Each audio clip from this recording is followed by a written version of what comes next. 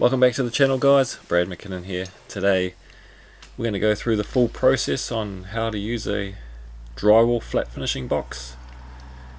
First we're going to look at the complete setup. So if you're going to be doing a bit of box work, you're going to need to handle. So this one here, we're just going to look at the brake system, and we're going to be doing our second coating. I've already taped in the ceilings, so if you want to check out that video, it's linked in the description. But first of all, we'll look at the box there, and just looking at the front there, we've got our adjuster there for the different levels of thickness of mud you want to put on. So we'll talk about that in a minute. We've got the pressure plate there at the back where the handle hooks on there to the wing nuts. Just putting that on, you just want to undo those wing nuts, and I'll just show you here that don't be afraid if they come loose, because most of these handles have a sort of safety feature on them. If it gets a bit loose, it won't come off, as you can see there. So you don't need to worry about it getting loose at all and falling off. So we'll just do those up really nice and tight, get them right on there, and make sure that's nice and level with the box at the top there. And you can see there, that's how you're going to squeeze the mud out of the front, just by applying pressure on the back there. Got our thumb screws on the side. We're going to be filling the box by hand. If you're a beginner, that's what you're going to do.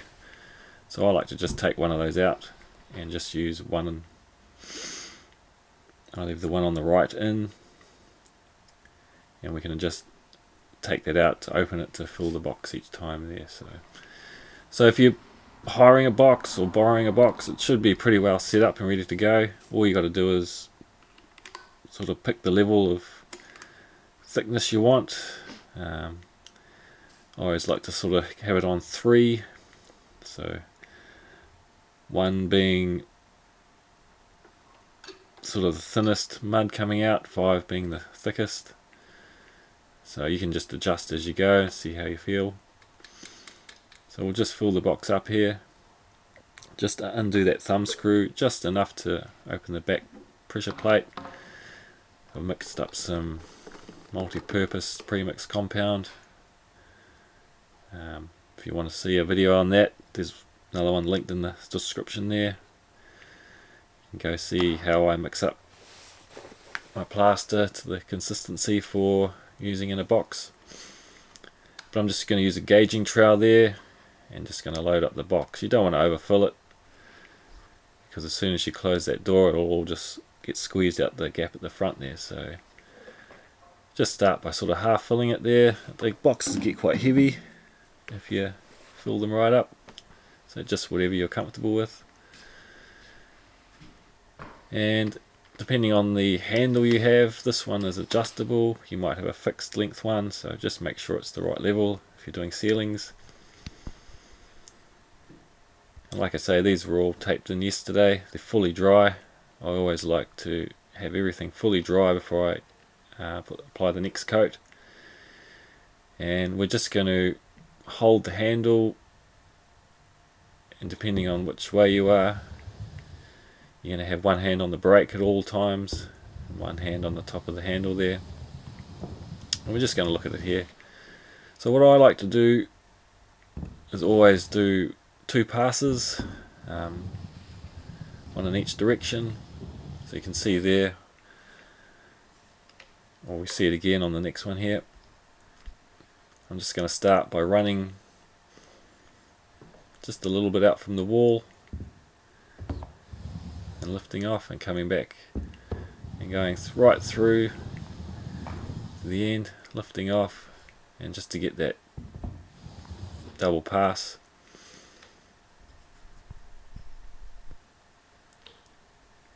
Now we're going to go right through again, so everything gets 2 coats, so not 2 coats, but gets done twice. and we'll talk about the using the brake in a minute. So I'll do a couple as I go, and then we're just going to tidy them up, just because this one here already has the timber scotia up, so we just need to get right into the edge there where the box can't go. So you might be having a jib cove or a cornice being put up, so you don't need to worry about the edges, but if you do, you can just get in there by hand. And also I like to clean that little lip off where you lift off, just to make it easier for the next coat. Tidy things up there. You can see the lip there, we'll just give that a wipe over, clean that up, and we'll just tidy this edge up here.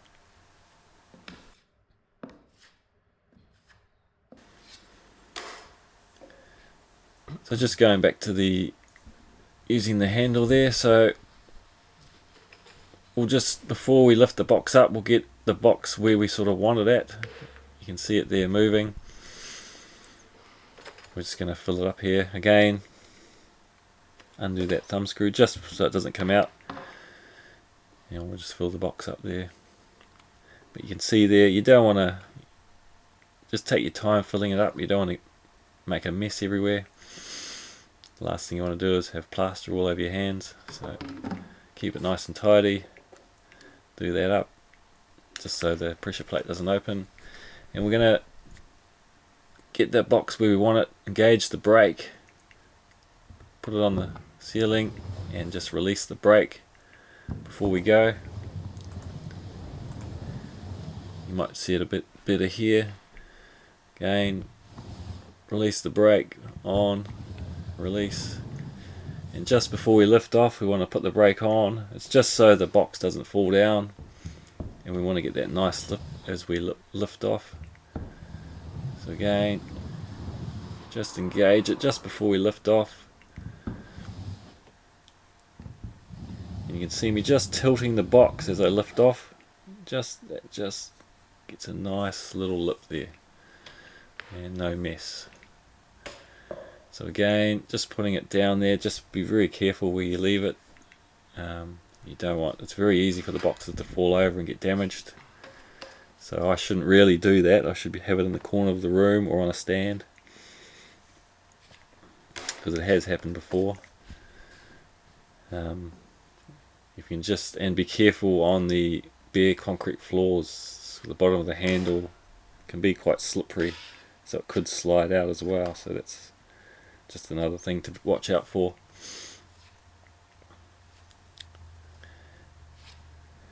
And we're just going to tidy up these edges here. Just a funny little sort of feature there we had to get over just by hand. Also, you might want to just look at the edges. They might need cleaning up depending on how the box is adjusted. If you've got too much of an edge there are little screws right on the edge, on the side of the box, where you can, just a little flathead screwdriver just to adjust the edge of the blade, up or down depending on if you've got an edge left there. If it's not much, you can just wipe it away like I'm doing there, but if it's too much, you just want to adjust that on the side of the box.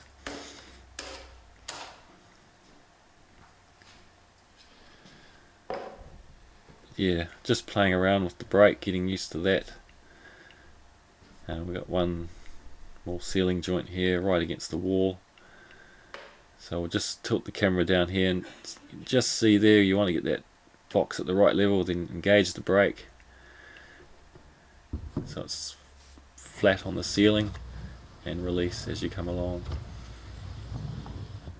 You can see me engaging the brake there, just using my fingers. Everything's so well built these days. This is a Tape Pro handle and box setup. Again, just, yeah, I shouldn't be leaving it there like that. I should be leaning up against something. Those blades on the side can be easily damaged, so And I'm just going to tidy up this one here by hand. It was up against the edge of the scotia there, so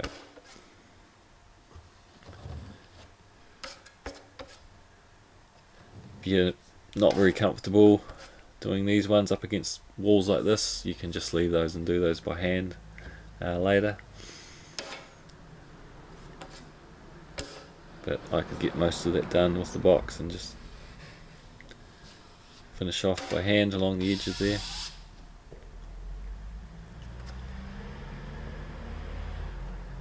And I'm quite tall, so I could reach off the floor. This was just under 2.4, the ceiling.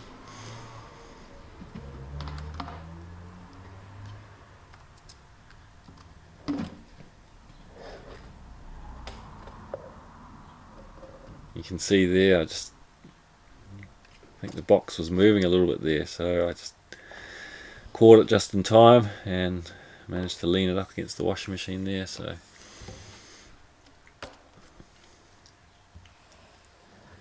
and we'll just finish off this ceiling joint here. So yeah, Tape Pro, there's a number of different brands out there which you can use.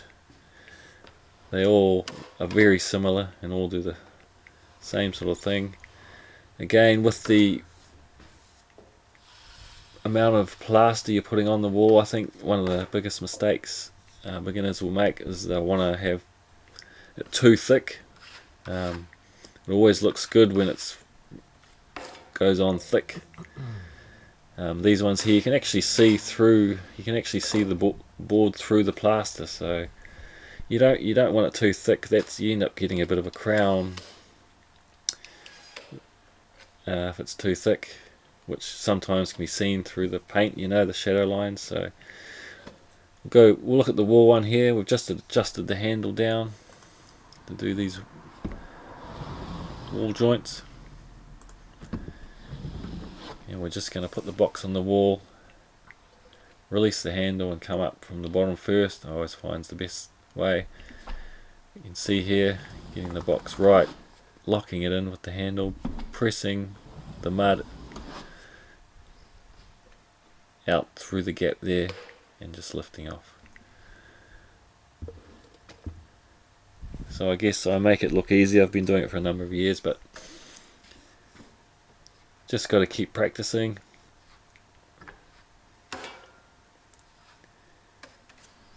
Work with what you've got. This is a second coat. Will be the box I'm using is 250mm box, so the next coat will be with a 300mm box, which I'll be making a video of, which you'll be able to watch that once that comes out. Because this was a bit of a small job, we'll just take you through the process of cleaning up as well. And as you're going as well, it's always good to keep the box clean the edges, clean the blade. Plaster can sort of dry up on the edge there, so just clean that with your knife along the face there. You're getting a bit of a build up. But we're done here with this one, so we're just going to empty the box out back into the bucket. Try not to waste any plaster. So just putting the box on the bucket and pressing out any leftover mud there. And we're just going to take the handle off, open the box up and give it a clean out. We'll just undo that thumb screw and open the pressure plate. You can still see there's quite a bit of plaster in there, so what we'll do is we'll use our knife and just scrape out as much as we can.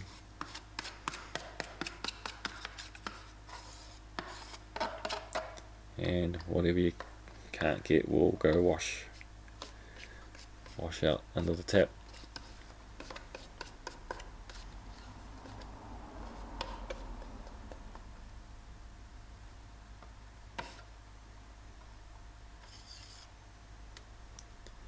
you've got quite a big job and it's a hot day, some of the plaster can end up drying on the box. Sometimes having just a brush and a bit of water and give it some of the edges a bit of a clean if they're getting dry as you go.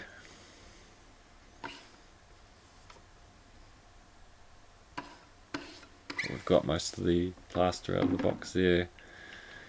Just remember to do that thumb screw up so it doesn't fall out and you lose it. And we'll just go and wash this out under the tap. Having a hose with a spray nozzle on the end is the best way.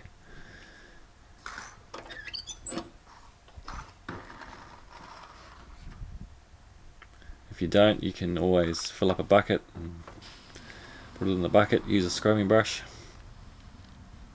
but this is definitely the easiest way. We'll just work our way all the way around. Just make sure you get into all those gaps everywhere. Plaster sort of gets everywhere, so you want to get it nice and clean for the next time. These Tape Pro boxes I've had for 25 years, still going strong. Actually have a video, another one linked in the description there, on just a bit of drywall box maintenance, how to keep them clean and running good, so check that one out. This normally I'd be working over the grass, but this hose wasn't quite long enough to get over the grass to keep the box. It's not really good putting it down on the concrete there. Just make sure you've looked everywhere. Make sure you get in between the blade and the blade holder. Get a bit of a build up there, just on the top. And just adjusting the level adjuster as well. So that looks pretty good. You can just let that dry in the sun or give it a towel off. So that's about it for this video. Hope you enjoyed this one. Any questions? Feel free to leave them in the comments below. If you're interested in seeing me applying the next coat using the 300mm box, keep an eye out for that video. They'll be following this one. But check out the channel for loads of other instructional videos. There's plenty more to come. Subscribe and stay tuned for more. Thanks for watching. See you on the next one.